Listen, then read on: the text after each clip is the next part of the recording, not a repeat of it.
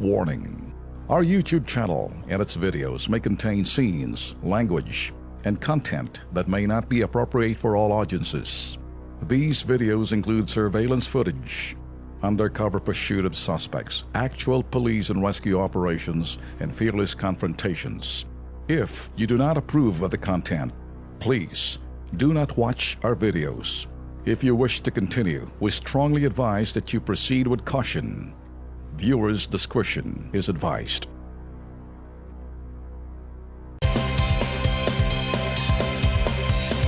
Diretso tayo dito, Lex, mainit na issue. May pasabog daw, anya, si Pork Barrels Queen, dan si Janet Napoles, palalayain daw ng Solgen Office upang gamiting testigo sa kanya. At laban sa mga dilaw ng mga mambabatas. Ganda talaga, Lex, ng timing. No? Yun yung claim ni, ni Senador De Lima. Kaya siya, kaya ito nagsasalitang Solgen sa panig ho ng na-convict na si Janet Lim Napoles. Pero may mas malalim pa dyan. Ngayon, para sa malalim mag-analisa, diversionary tactic ang tawag dito.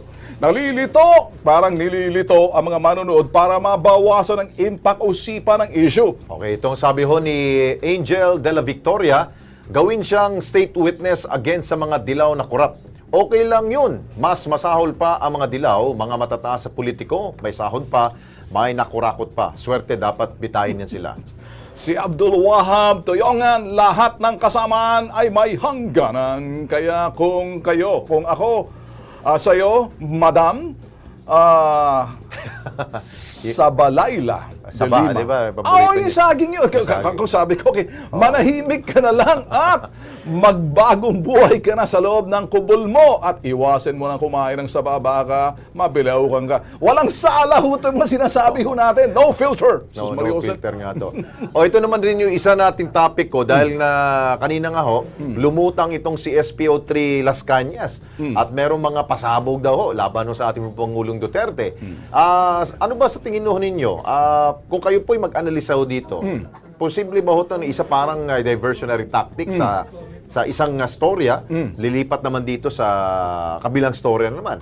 Eto sabi ho ni Toyongan, wala na akong masabi, basta antayin na lang natin ang resulta ng kanilang pag-iingay. Dito rin masusubukan ang diskarte ng Pangulo at ng kanyang mga gabinete. Sa ikabogatan, wala na silang pake ngayon kay De Lima kasi hindi na nila madepensa. Ang gusto lang nila malihis sa ngayon ay ang scandal ni Napoles dahil marami ang sasabi dyan, pati si Trillanes sasabi.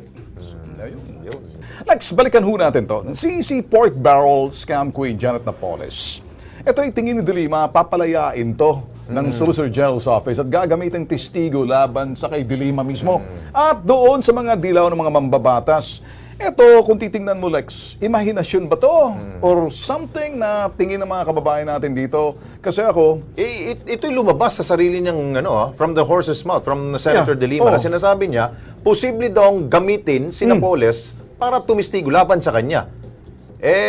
Kung yan ang isip ni Senador De Lima, wala tayong magagawa. Kung talagang merong alam si Janet Lim Napoles laban sa kanya, pwede i-bulgar niya yun.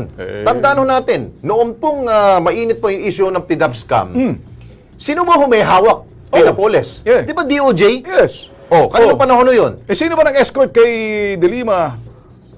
Mismo mga... Papunta kay di ba? Di ba? Kasama pa sa palasyo. Kasama siya sa palasyo. Sinundo pa. Kaya hindi nga malayo ho na posibleng merong isisiwalat itong si Napoles laban kay De Lima. Baka sabihin niya, Senator, Secretary, nakakalimutan mo bang ano ang sinabi mo sa akin? Patay. Pwede yun, ha? Pwede Kayo yun. mga ka-KP, anong sa inyo? Dahil ang sabi nga, ang ano nga nila doon is, bakit ba tumagal ang PDAP scam case na naisampa sa ombudsman? Dahil nga, parang tinitingnan mabuti ang listahan. Anong meron sa listahan? Kasama ang pangalan na kasama natin dito. Patay, delikado. Pwede ba ayusin muna natin ito?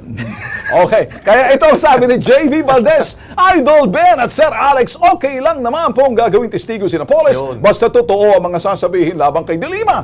Saka huwag matakot si De Lima kung wala naman siyang kasalanan. Truth hurts. Yun. Ito sabi ni Ryan J. Kua, paano? Plunder is non-bailable. Cases are ongoing. So paano papalayain ang plunder massacre. Ito, linawin natin to. Yung kaso ho niya na gustong pasukin ho ng Solgen ay isang criminal case Yes. doon po sa serious illegal detention. Iba ho tong kaso ho sa plunder case ho niya Yo. tungkol po sa pork barrel. Baka nalilito na ho sila. Liwasin natin. Okay, si Marlo Hilado. Ba't siya matatakot? May nalalaman ba si Pork Queen about sa buhay ni MVP Drug Lord Queen? Easy. Mga unfiltered ho ito mga binabasa ho namin mga comment ha. Ito, sabi naman ho ni Agnes Caberte, wala kaming say at di kami naniniwala sa kanya. Yung pong sinasabi ho kanina ni Senador Leila de Lima na yun daw hong paraan at action daw ho ng Solicitor General na pwede daw mapalaya ito sa kaso hong serious illegal detention na siya po ay na-convict po dun sa kasong yun. May nasilip po silang butas daw ho doon. Ano yun? Sinasabi, mukhang hindi naman daw talagang na-kidnap at na hindi siya nabigyan ng na pagkakataon na Serious illegal detention? Oo. Kaya pwede daw yun. Pwede nilang habulin. nila yun. Nakita Gray nila area yun. doon. Pero, iba naman ang analisa ni Senador de Lima. Ano? Baka daw pwedeng gamitin siya para labanan siya. Meron ba siyang Kasuhan. nagawa? Ha? Meron ba siyang atraso? Si Senador de Lima? Oo. Nung siya yung Secretary of Justice? Hindi siya magsasalita ng ganun kung wala siyang alam. Paano O bakit ka natatakot kung wala ka namang ginawa? Ano kayang nalalaman niya? Ay, marami siguro. Anong nalalaman ni Janet Napoles na pwede ibulgar sa hinaharap? Anong common denominator ng dalawa? Ano? Yung isa nag-iisip, yung isa galit. Oo. Nakikita mo naman yan. Madiin, yung isa kawawa. Yung isa magiging ganyan na rin. Nako. Okay. Naka-mugshot na rin, no? Sabi ni Jack Bots, umaamoy na ng mga yellow smoke. Naku, sus Mariosep. Si JC naman, sabi niya, okay lang, mas maganda ngayon para umalingasaw na ng todo, ang baho niyong mga dilaw. Basta dilaw, kasi mabaho. Sabi, Lex, alam mong ibig sabihin ng timing. Timing. Sa lahat ng bagat, kinakailangan mo ng timing. Kahit na pag-apply ng trabaho, timing. Oo. Timing din pag nagbigay ng warrant.